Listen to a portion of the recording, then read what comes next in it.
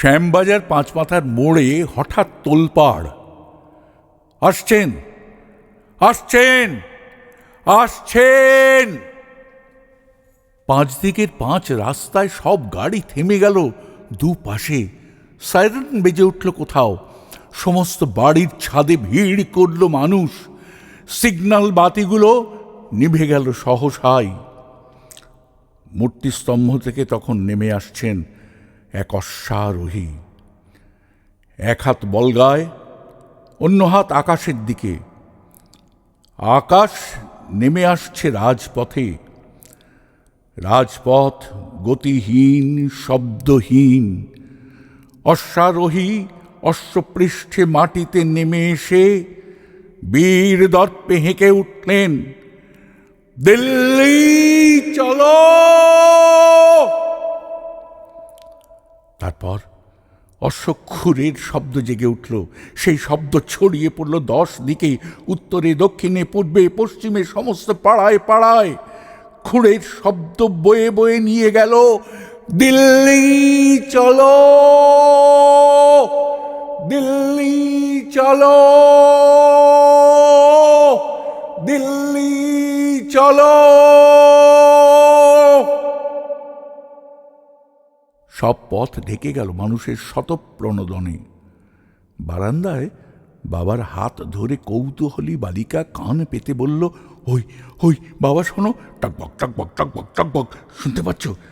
ঘর থেকে হাঁপিয়ে হাঁপিয়ে এলেন বৃদ্ধা ঠাকুমা। ওরে, লক্ষ্মী আসছি, আবিদ আসছি। ততক্ষণে বেজে উঠেছে ফৌজি বাদ্য। রাস্তায় এক দল যুবক গেয়ে উঠেছে সমস্বরে, কদম কদম বাড়ায় যা। চারপাশে আর কোনো শব্দ নেই, কোলাহল নেই। নিকটে এগিয়ে আসছে দ্রুত অশ্বধ্বনি। অশ্বারোহীর এক হাতে বীরত্বের প্রত্যয়ী বলগা, অন্য হাতে উত্তোলিত ইত্তেহাদ, এতেমাদ, কুরবানি। বালিকা সোৎসাহে বলল, শুনছ বাবা? উচ্চকণ্ঠ তখন খুব কাছাকাছি। দৃপ্ত উচ্চারণ ধ্বনিত হয়ে হয়ে সামনে এলো, বেগল বাজালো কেউ। তারপর আবার দূরে, আরো দূরে, আরো। বদমায় আফগানিস্তানে পৌঁছে গেল সেই উদাত্ত আহ্বান, পৌঁছে গেল রাশিয়া, জাপান, ইতালি, জার্মানিতে। তোমরা আমাকে রক্ত দাও,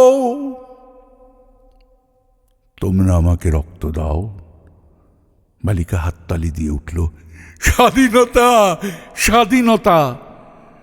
শ্যামবাজার পাঁচমাথার মোড়ে আর কোনো অপ্রত্যাশিত যানজট নেই। তারপর দ্রুতগামী শহরের নিঃশব্দ মূর্তিস্তম্ভে তিনি এসে উঠেছেন আবার।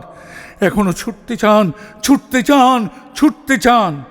এই ক্ষণিক বিশ্রামকালে তাঁর পায়ের কাছে দাঁড়িয়ে চোখে জল নিয়ে বললাম, রক্ত তো অনেক দিয়েছি, কিন্তু ইত্তেহাদ হারিয়ে ফেলেছি,